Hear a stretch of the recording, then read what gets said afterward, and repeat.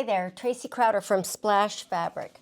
This time for Fabric of the Month, we're doing our most giftable little simple bags that you can make a million of and give them to all your friends and teachers and relatives. I took my great nephew to a little event and I knew he needed something to play with.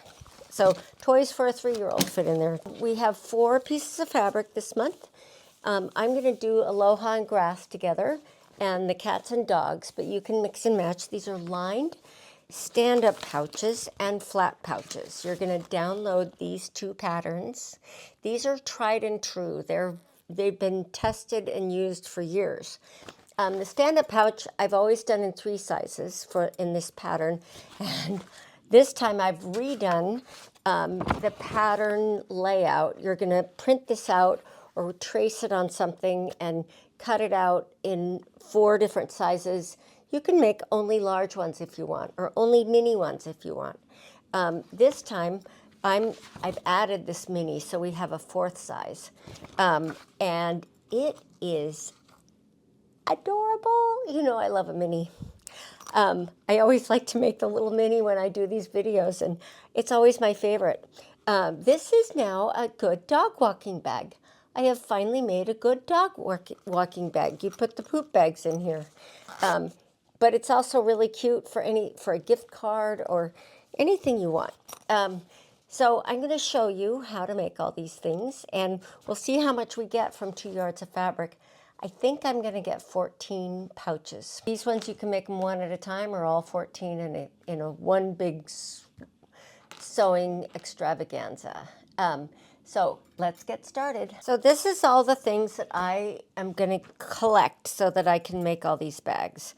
I have about 2.5 yards of zipper tape. You're going to need plenty. We're going to split it in half, so you use one side at a time. Normally for the tabs, for these little tabs on the side, I like to use webbing. So I have this 1-inch webbing. It comes in our new packets. We're going to start selling packets of bundles with all the materials that you need to make all of our bags, because it's the same time after time, and you can buy it in bulk. So I normally have this 1-inch webbing and I cut it into little 3-inch strips. These are about 3.5. That's probably too much. See, they don't need to be that long.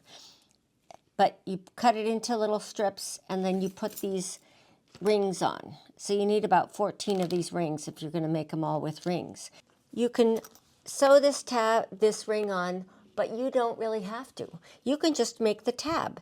And this time I'm going to show you something really fun that I discovered, that we have enough fabric left over after we cut all these out that we just cut strips and we can make our own little tabs to fit on the side. So all you have to do is cut this out. And I have 4 pieces stacked here. And I will show you how to do the large this way.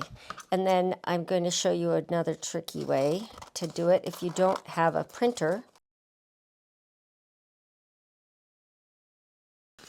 So for instance, for the large, you're going to take and just tape it.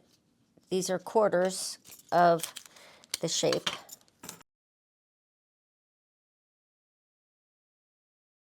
Now, if I was just going to make 1 or 2 of these things, you could do this, and then as you go, you can tape it here, and then you can make the large, trace it out, make the large, then chop out the medium and make that one, and then chop out the small shape and make that one extra small like that. If you want to do them all at once, you can print these out, I guess it would be 16 times, or you can make a shape, like I'll show you how to do it with the medium. I'm going to cut this out and then I'm going to trace it over here. So what I'll do is I'll take 3 more pieces of paper, and these could be scratch paper, of course, and stack them.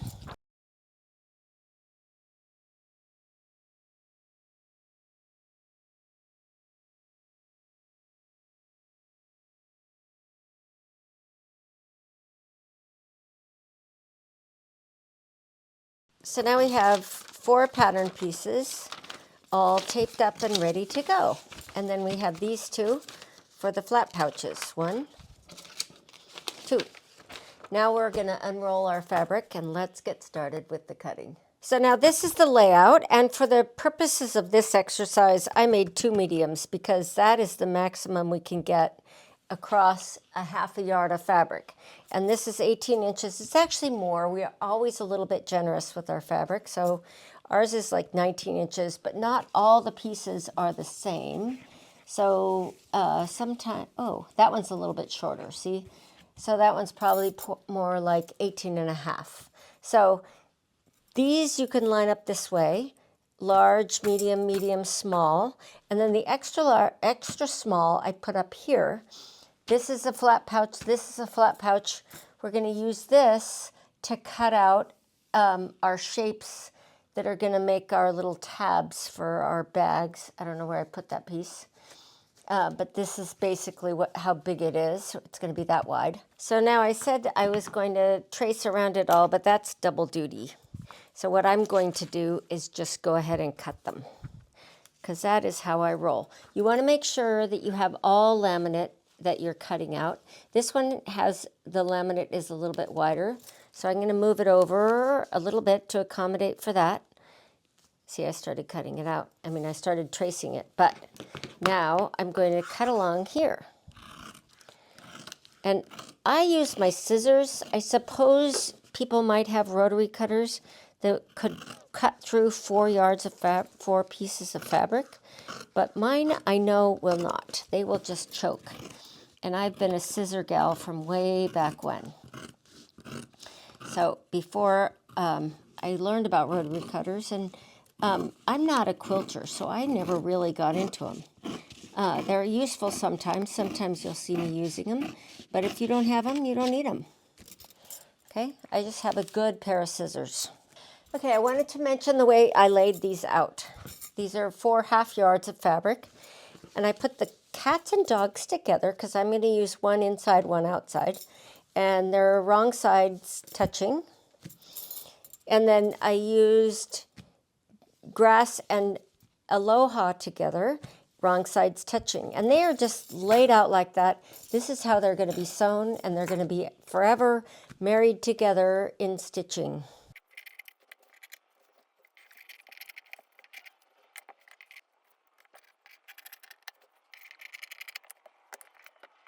I laid everything out and everything's cut, and I have this one swath of things left, of material that's left over. And so I made another pattern. This is a scrap fabric I had. And so it's 5.5 inches, because that's exactly what I can fit here. And I'm making it 6 inches tall. And I'll make a little pouch like this. And so it'll be like a little wallet. I have these side tabs, and I cut those out 3¼ inches, because that's what I had left over at the top of my large bag. Okay, now I have Helpful Kitty is right here with me. That's good. So now we will get rid of Helpful Kitty.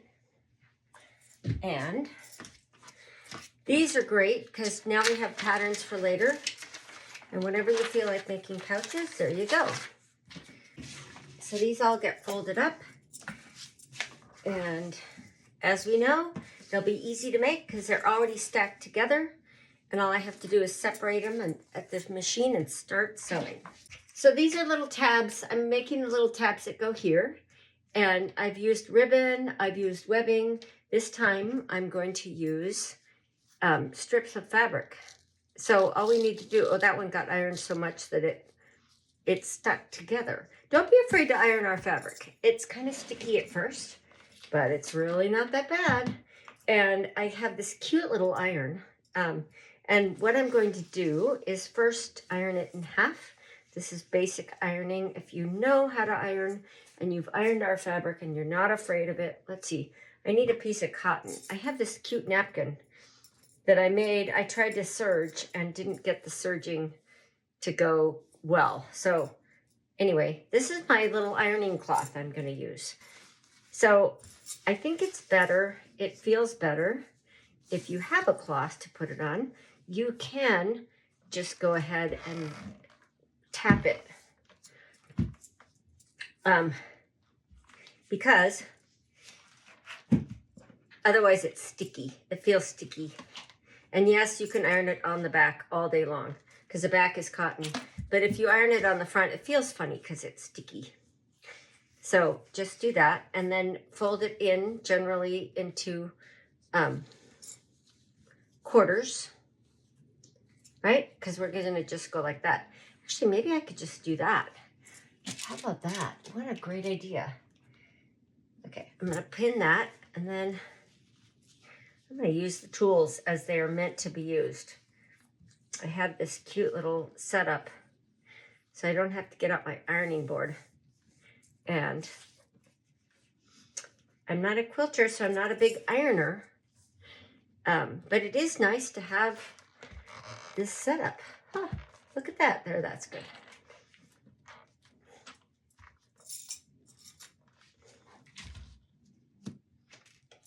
Now what I could almost do is make it fit all in one piece, one place, and then put this over and really iron it.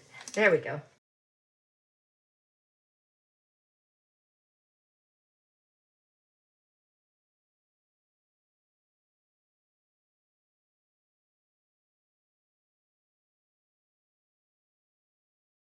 These are our tabs, our little tabby things. First, we'll just sew them all at once. Right down the side. You can sew down both sides if you want, but I'm not going to be doing that. I don't care enough to do it. Nobody cares. But if you want it to look extra fancy, just sew down both sides. And I double stitch at the end. We're going to chop these up, and they'll be sewn 6 ways to Sunday when you put them on the side of the bag. So it doesn't matter if the ends won't be fraying in the time that they're going to be open. Double stitched, if that makes sense.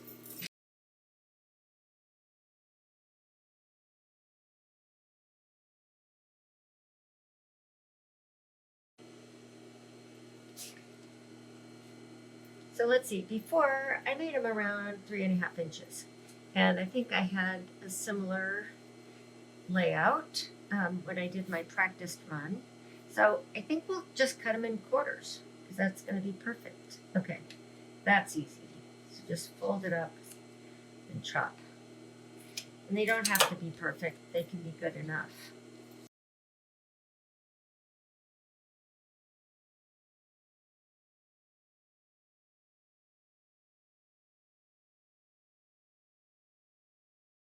We have our pile of projects here, and I'm just going to do them all.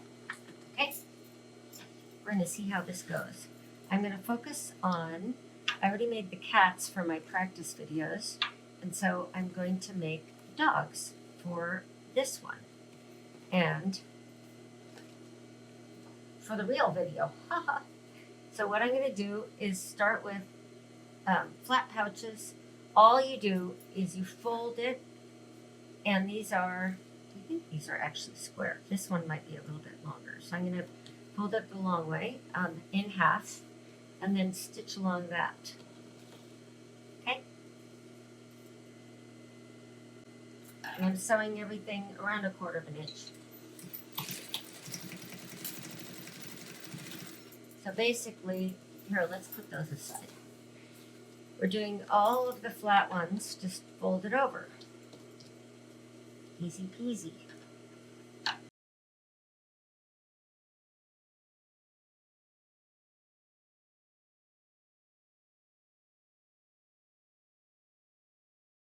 These are our minis, and we're going to fold so the doggy is out, right sides together for the outside. And you can mix and match these fabrics, of course, however you want. Now for these, we just sew this section. This is the fold, and we sew this. Done. Now they're a little bit slippery, so you could use a clip. I'm not really a clip gal, but they're a little slick. So if you clip the bottom, then you'll be able to line up the top easier and get it started. And once you get it clamped down, it's really easy to hold it all straight. So we just throw that one side. And then do the same thing here.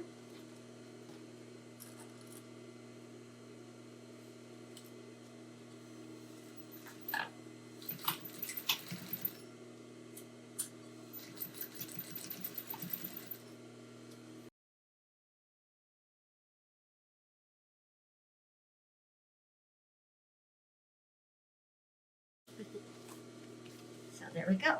This is the mediums. We're going to have 4 of these, so I'll do 1 of each.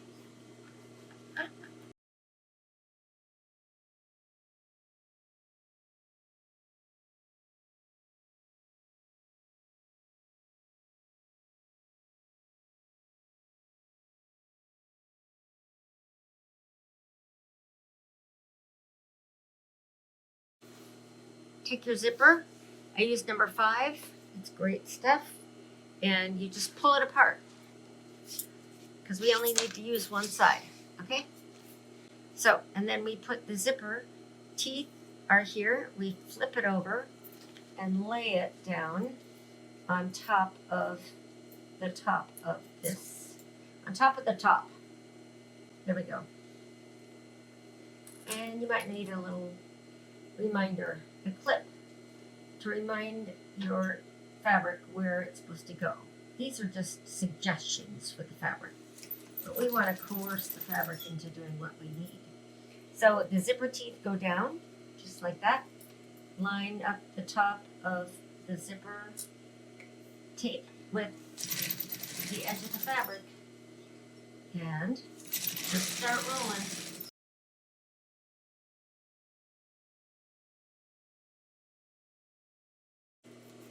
So then we start on these bags too. So this will be, we'll do all the zipper pulls at the end. That's the way I like to do it. So we're just going to open up these bags and sew it along the top, the zipper tape, leaving about an inch to an inch and a half up here, because we're going to cut it at an angle. We need a little bit of space to do that. Maybe an inch is fine. We don't want to waste any tape by chopping it off.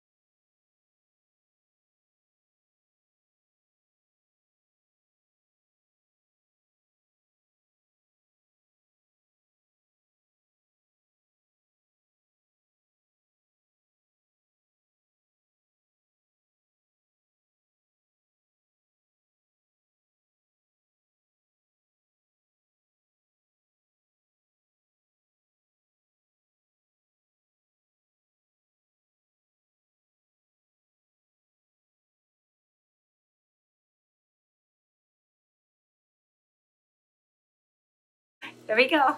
There's our bags. Ready for the next step. Next step, top stitching. Find the end.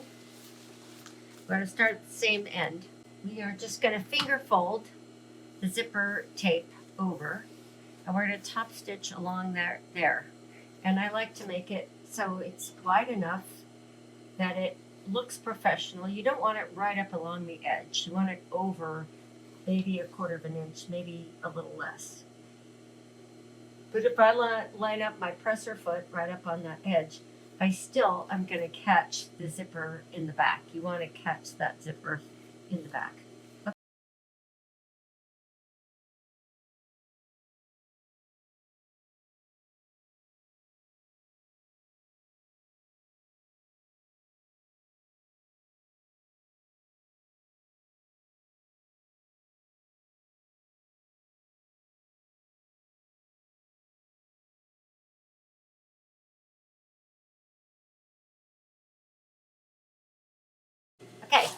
Phew! It's done! It's done!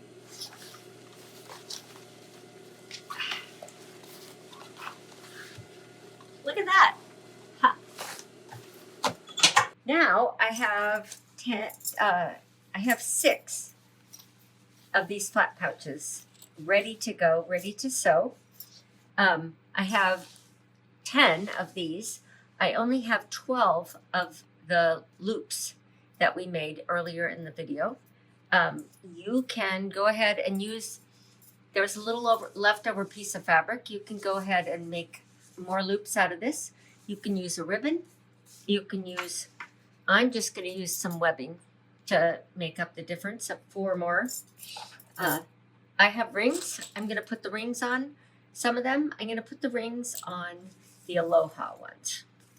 Everybody else just gets a loop of some kind. Okay? So that's what I'm going to do. You know, another idea is that you could take your leftover bits of fabric. You have one little bit of fabric left over. You might have some other bit of fabric left over somewhere else. And you can make a longer strip, just like these, and make a little wristlet out of it. So, there's lots of possibilities. These are the flat pouches we sewed on the side, and they're actually almost ready to go.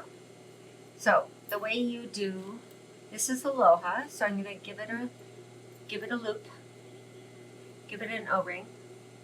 I'm giving it an Aloha strap, and you just fold that puppy over and stick it in here,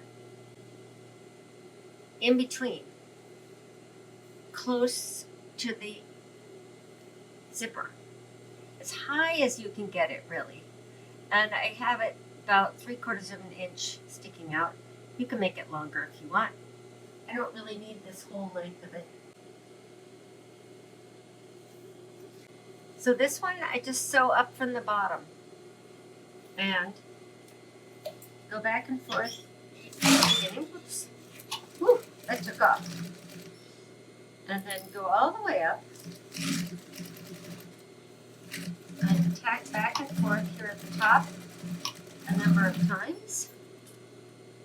And you know me, I'm going to do them all at once. This one was the one that we sewed, we just cut it out as a long strip.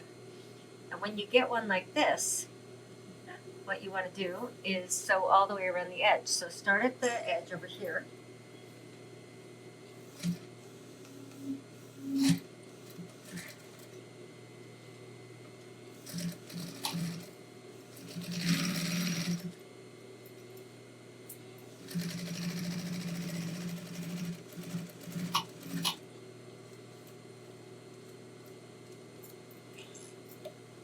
And you're going to pivot.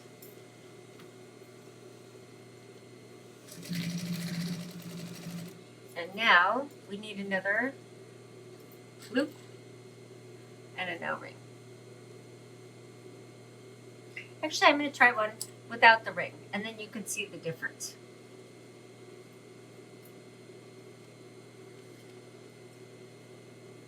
Just tuck that up there.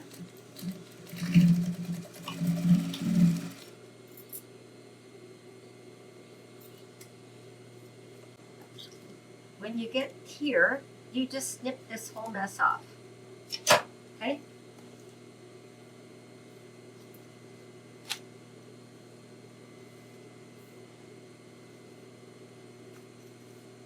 Right?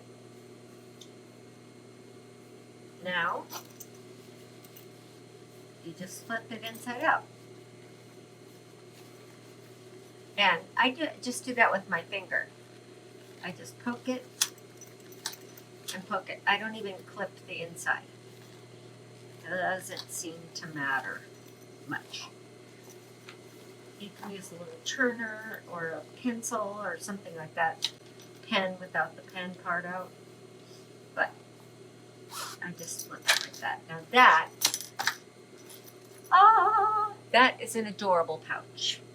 Now I'm going to show you how to make the ones, finish the ones that are the stand-up pouches. Let's see. Same thing. we're going to do the same kind of situation. We're going to take a strap. I'm going to put a loop on here, an O-ring on there. I can't talk anymore.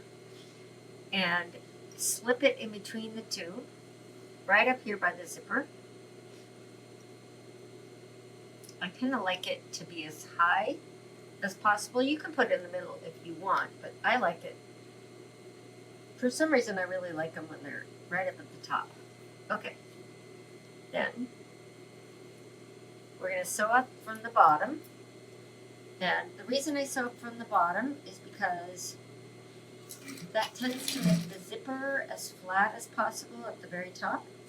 If you start at the top, it always flops over and ends up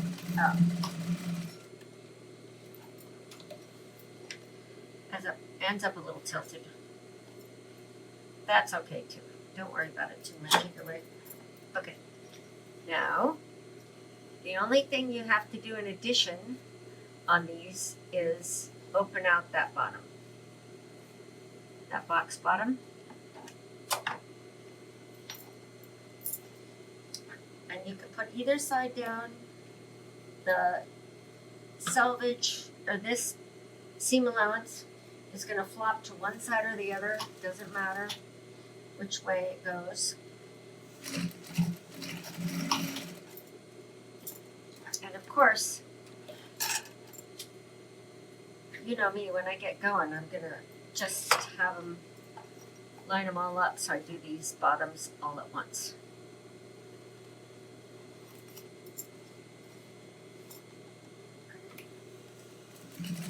I'll show you that next.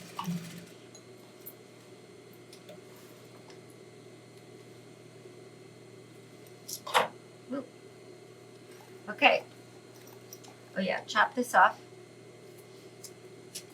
You can melt the ends of the zipper if you want to. I don't bother, usually, because nobody's going to see it. The beauty of this kind of way to put on the zipper is that nobody sees what you've got. Nobody sees that inside there. They're never going to open it that far. So poke out these little bottom pieces. And there you go. So that is just a great gift for someone. Or yourself. Keep it for yourself. You won't be sorry.